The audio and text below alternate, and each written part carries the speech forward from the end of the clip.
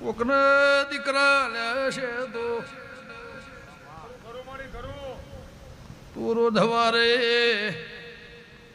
પિયારો વાળતો હશે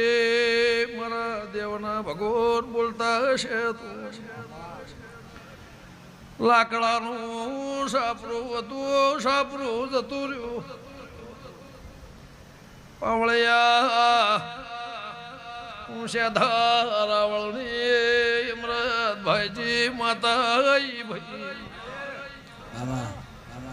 મેરડી હુના પાયા બેહીજી સાપરું લાકડાનું જતું રહ્યું કે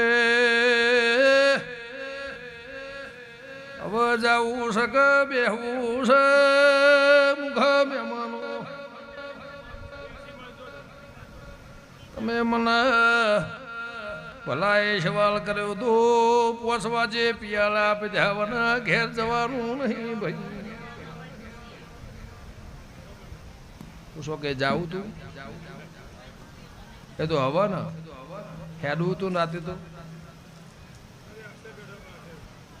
ભાઈ વિશાભાઈ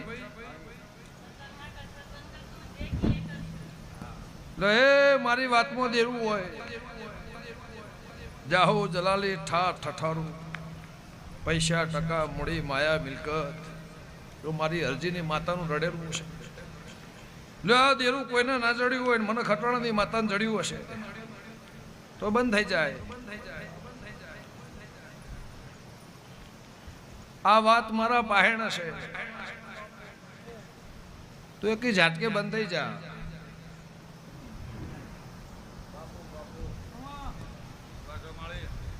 અમારા તમારે જવું છે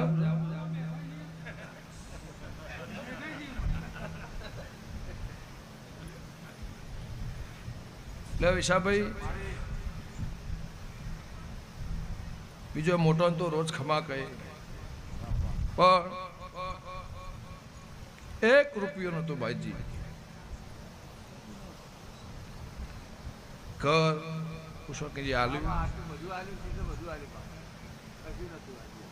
42 વર્ષ થયો એટલે તું એ રોઈને કીધું કે 20-25 વર્ષ સુધી રબારીની બકરી ચારી રબાઈના નેહડા માર્યો રબાઈના ભેગો મોટો થયો એમની સેવા કરી બકરો ચાર્યો ગાયો ચારી એને રોહિણીને એવું કીધું કોઈ દેરાય મારો હમું લમડો ના વાળ્યો કીધું જા આ ઘર તને 42 વર્ષે પરણાવવાની જવાબદારી મારી હોંથોની માતાની અને હવે આ ધૂણું આ પિયાલાનો હિસાબ દીકરો આલું અને ઇતિહાસ ના લખું મારી ખટો માતાનું છે એટલે એટલું મારું હિસાબ બાચી રહેશે ઈશ્વરભાઈ એવું મારા ઝોપડીના ભગવાન કહેશે લ નરેશ પરેશ ભાવ કરી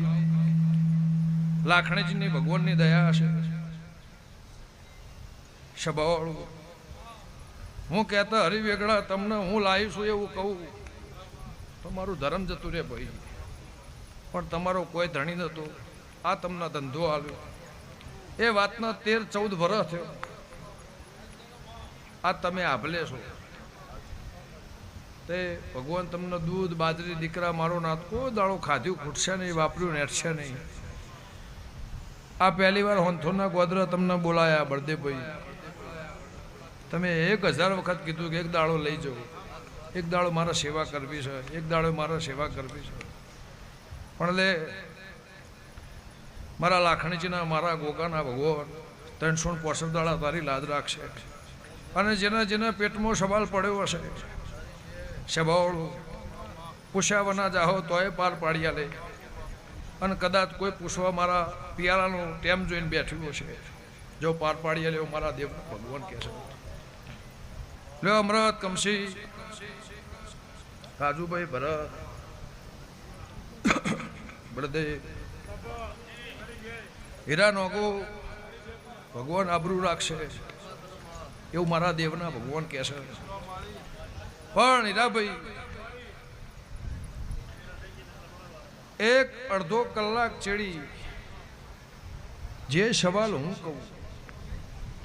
એની તું હીરો ગોઠવાણ તારા પેટમાં પડી છે વાત પૂરી ના કરું મારી હોંથોની માતાનું વેણ છે એ વાત તારા ઘરમાં કોઈને ખબર નહીં એ તારા પેટમાં પડ્યું નાખું મારી હોંથોની માતાનું વેણ છે સ્વભાવવાળું જે તારા જવાબ જુઓ છે